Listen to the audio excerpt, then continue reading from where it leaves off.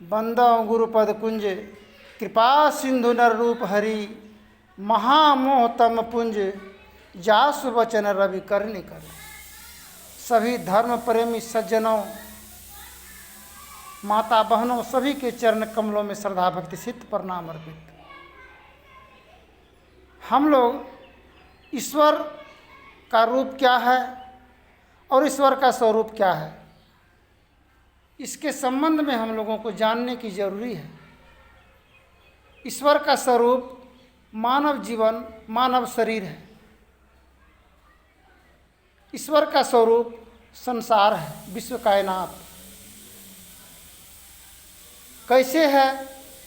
हम जब कहीं कथा कुटमैती में जाते हैं तो लड़का लड़की पात्र के जो भी अनुयायी जाते हैं, दर्शक बंधु, माँ बहन जब घर से देखती है यही कहती कि इसी शक्ल का होगा वर का रूप, दुल्हन का यही रूप इसी शक्ल का होगा, क्योंकि उनका माता पिता इसी प्रकार की रंग रूप का है। रंग रूप का पहचान है, मोल है। स्वरूप संसार है। जिस प्रकार मछली मारने के वाला जब जाता है, मछली मार करके जब लाता है तो एक ही खोंगी में रखता है, सभी मछली धरफराता है, छरपटता है उस खोंगी में। इसी प्रकार संसार स्वरूप एक खोंगी के समान है।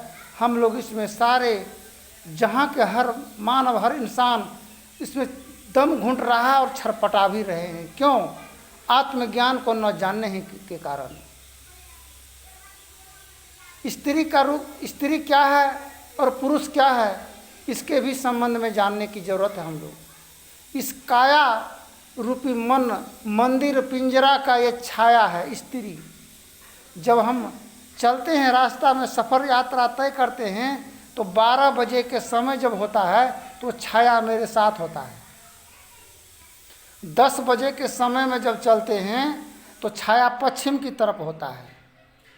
3 बजे के समय में जब चलते हैं तो छाया पूर्व के तरफ होता है। जवानी में स्त्री और पुरुष का छाया एक संग अंग होता है। जब बाल बच्चा हो गया तो स्त्री का, माताओं का छाया कभी पुत्र पर जाता है, कभी पुत्री पर जाता है। संत महापुरुष कहे हैं, पूरब दिशा हरि को बासा, पश्चिम अल्लाह मुकामा, दिल में खोज दिल ही माँ खोजा, दिल में राम रहीमा। अंतर हृदय जगत की ज्योति को हम लोग नहीं परख पाने के ही कारण हम लोग दुख और दरिद्रता के कगार पर पड़े हुए हैं।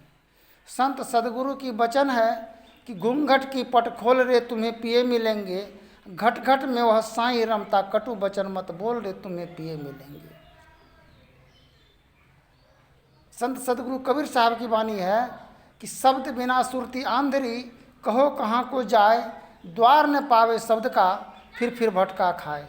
ये बोली और वाणी बिगड़ा हुआ इंसान का कहीं अस्तित्व, कहीं ठिकाना और कहीं मान सम्मान नहीं होता है। तो वाणी और वचन और बोली के सुधार के लिए हम लोग संत महापुरुषों के संगति में जाते हैं। संगत से गुण होते हैं, संगत से गुण जात, बाँस फांस मिश्री सब एक ही साथ बिकात। 60 सुधरे सत्संगत पाई, पारस परस उधात सुहाई।